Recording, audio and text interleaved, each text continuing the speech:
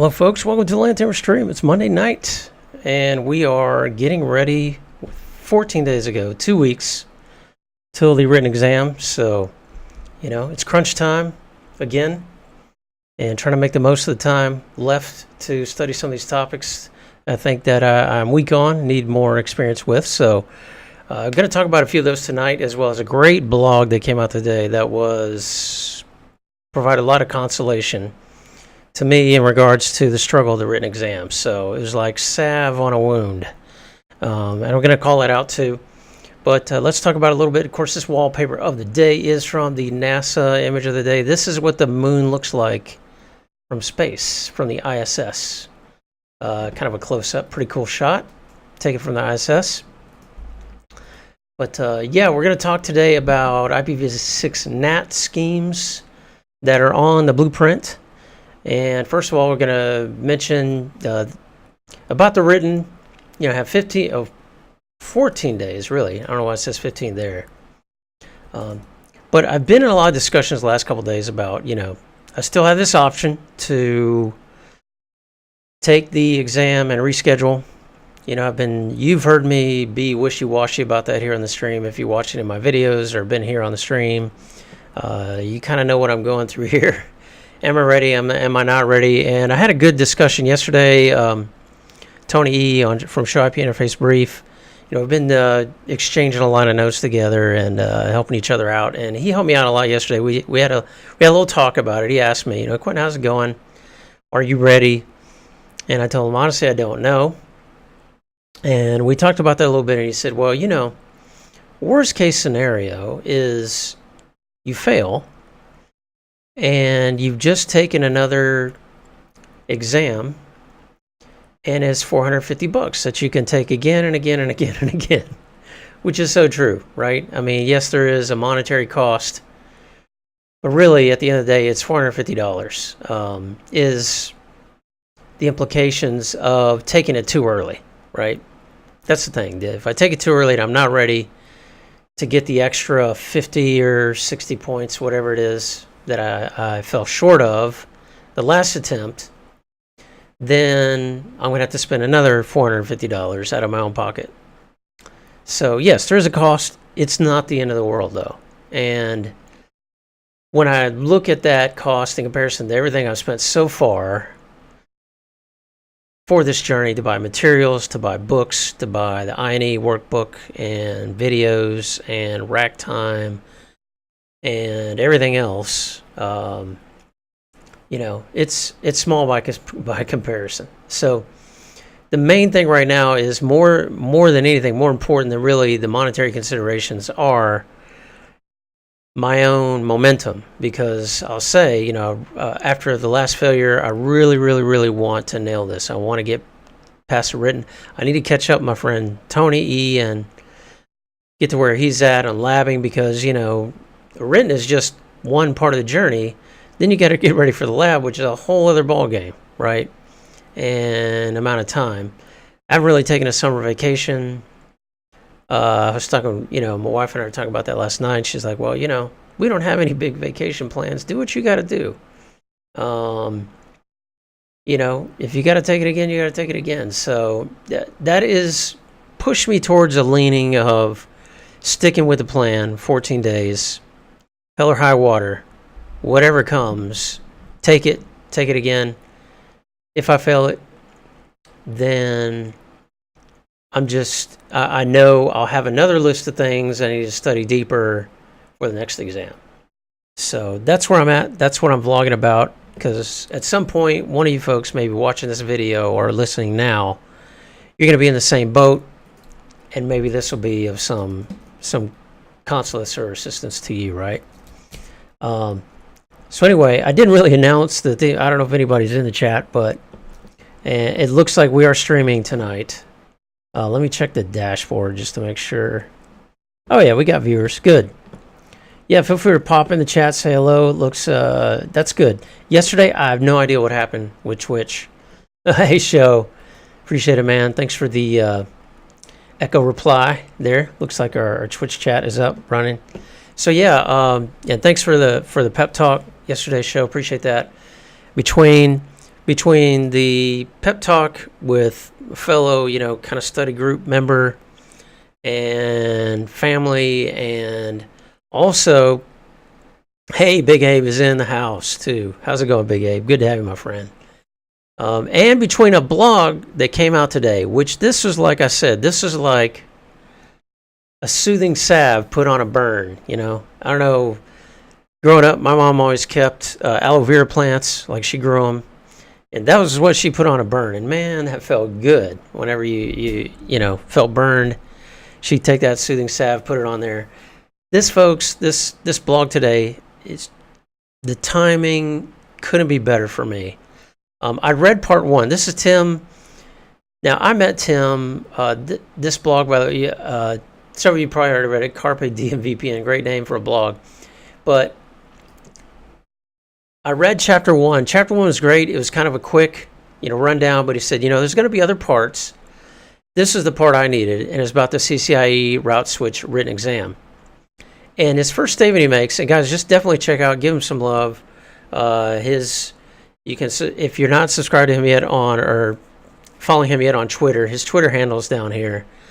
Tim's a good guy. I met him in person at Cisco Live. I had gotten to meet him a little bit in the Router Gods group, and he's a great guy. Actually, did a hangout or two with him, labbing once or twice, but yeah, really good guy. Really good, insightful blog that he wrote as part two. Part two is about the written. Part three, he says, coming up is more about the lab experience. But part two, if you haven't read it, definitely check it out. I agree with some of the statements here because the second paragraph, this is something I debated for a long time. So some people advocate studying for the written exam as a matter of course while studying for the lab exam. Looking at you, Brian McGann. And yes, INE videos, if you buy the videos about preparing for the written, that's the approach that they recommend. Others have recommended on their blogs. He says here, the idea being that when you do pass the written exam, you can take the lab exam soon after. I'm going to advise against that. Well, I understand everyone studies differently. Everybody's advocated. And he makes some good statements here. I will say, though, in the defense of Brian's, I think you have to decide for yourself. Bottom line, you have to decide for yourself. No one can hold your hand and lead you through that journey exactly the way you need to be led through it, right? In my particular case, I thought labbing was important because I lack a good bit of practical experience with some of these protocols, more than other people that start their CCIE journey, right? So I have some exposure to BGP, for example, but it is a limited exposure to BGP. I have some exposure to EIGRP, had some in previous job experience with OSPF, but it was very, very limited.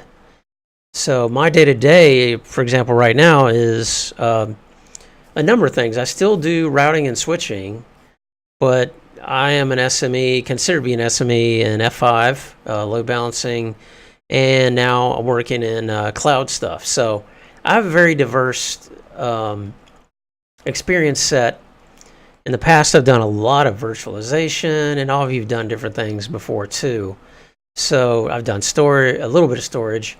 So yeah, I needed that labbing to get my feet under me in terms of just some generic experience with the routing protocols. I think that has helped me on the written. Granted, a lot of the written questions, as he puts here, he makes a claim, and I agree with a lot of this, that there's a lot of trivia. I'm not sure if he actually uses that word. He does, yeah. The written exam is much more a trivia exam. He makes the case that it's very difficult. In a lot of ways, in some aspects, more than the lab exam. And that's very comforting to me because I was very, I don't know, it caught me off guard, the difficulty of the written exam. It was much more difficult in experience in person than what I had anticipated. And he makes that point too here. And it is a lot of memorization.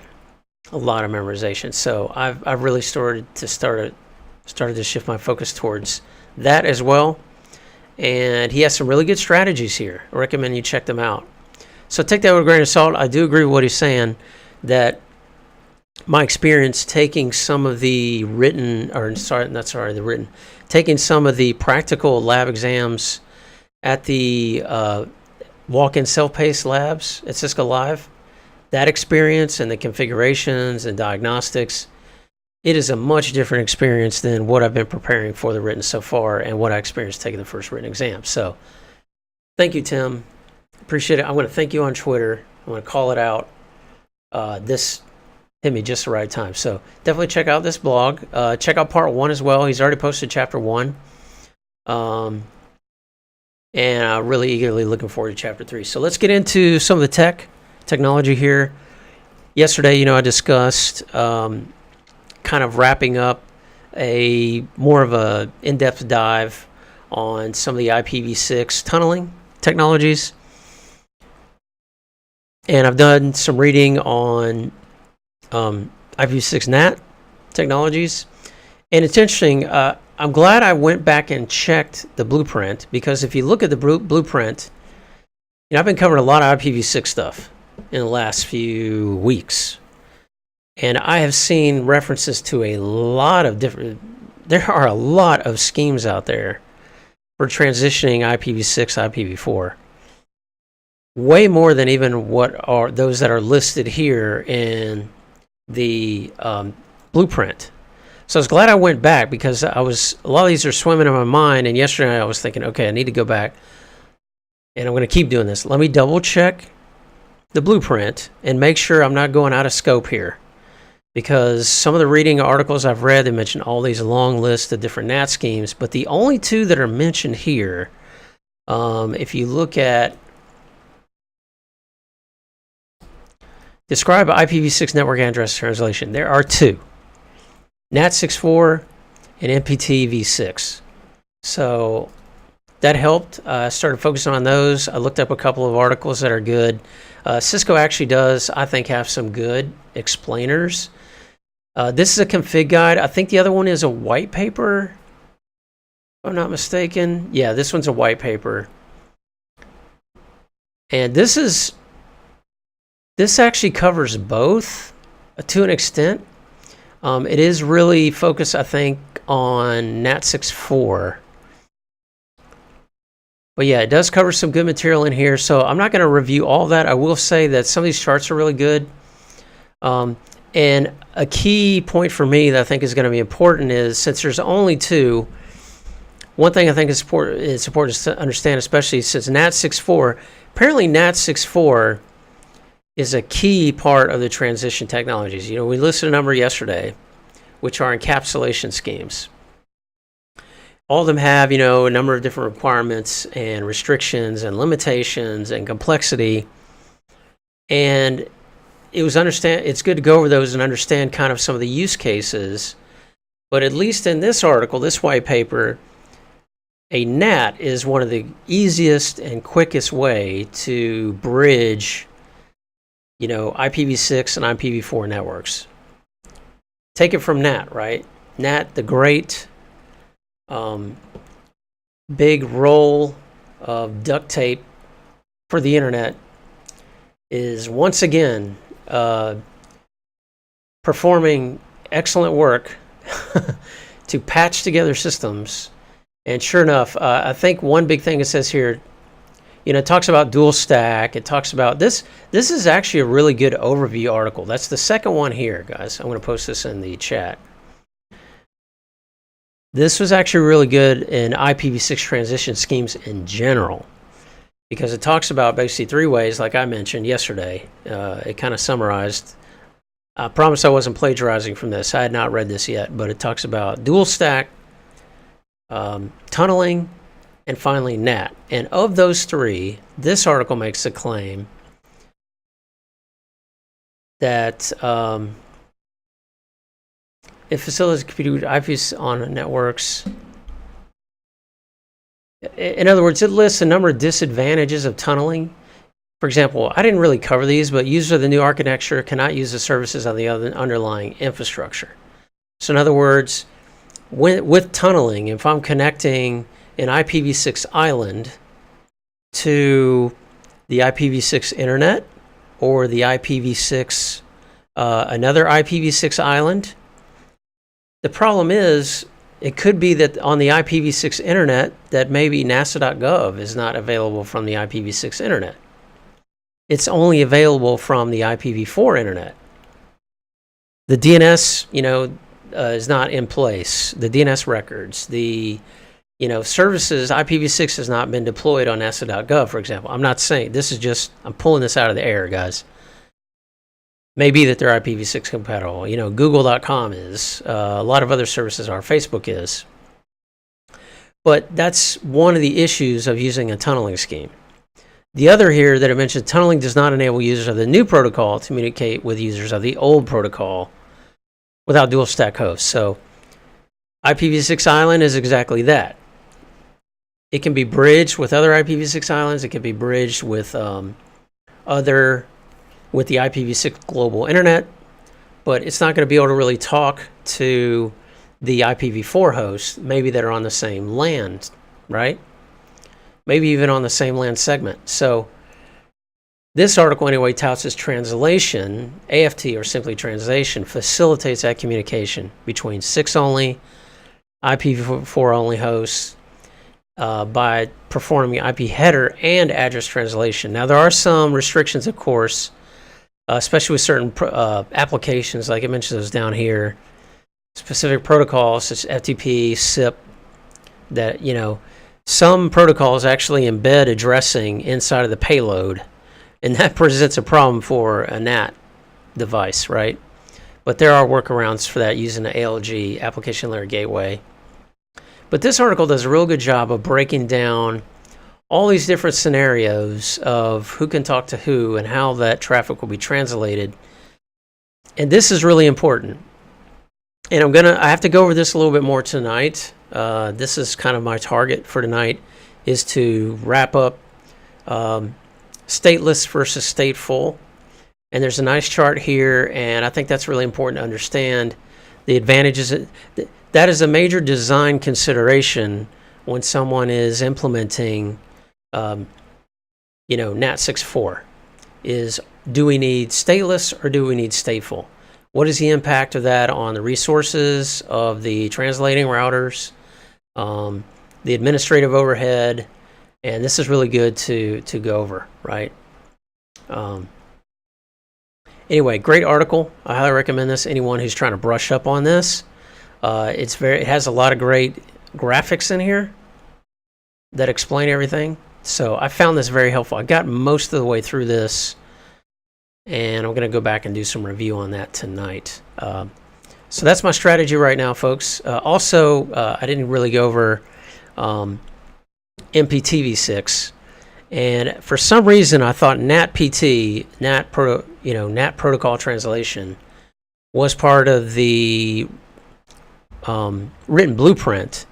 But actually, that's stale information, because NAT-PT has been basically sunsetted, and it is now ipv6, which ipv6 now is different. It's not 6 to 4, 4 to 6.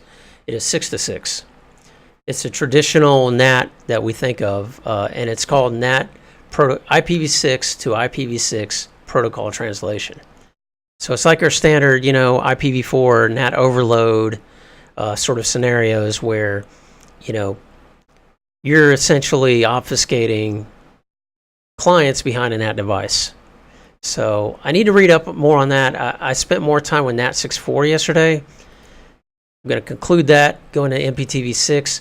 One thing I want to get into, and there have been discussions on that in these Cisco live sessions about, NAT with IPv6, why do we need it? And there were some good points of view offered there in one of the Cisco live sessions, but I want to be able to explain that to you, and I don't feel like I'm ready to do that yet. Like, I know some people say security, there's a big debate, is NAT security? And I have heard that go over and over. I mean, there's volumes of stuff to read about that, is NAT a security feature or not? And there are vehement arguments on both sides of that. I've always been of the leaning that NAT is not a security feature. But I want to keep open mind. And I want to look again at ipv6 and why you would need to use that in your organization, right?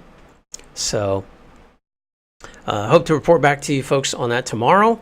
I've kind of gone over these meat chunks already. I'll say that tomorrow I'm going to be focused on that, and I'll be able to give you an update on MPTV6, as well as some other topics that I have in queue, which include PAP authentication. I think that might be the next thing I take on. So anyway, that's all I got tonight, folks. Happy labbing, happy studying. I'm sending across the airwaves here. This is a new wireless technology. I have it patented, and it's a secret patent I haven't told you about, but I am able to send bits from my mind using a high frequency radio frequency. I know that made a lot of sense. That I can send you good bits. So if you want the good bits for your lab, if you don't want the, malformed packets, just shout out here. Give me a follow on Twitch. If you're watching this on YouTube, hit that subscribe button. If you're here on Twitch, that is one of the benefits. If you join the Land Tamer, if you subscribe to the Land Tamer, I will be telepathically sending you over this secret channel all the good bits for your labs and study. Okay, I just want you all to know that. Anyway, thanks for joining. Thanks for stopping by. Have a good night, and we shall see you back here tomorrow night, again here in the Land Tamer stream, where we're vlogging about our CCIE journey. Take care, folks.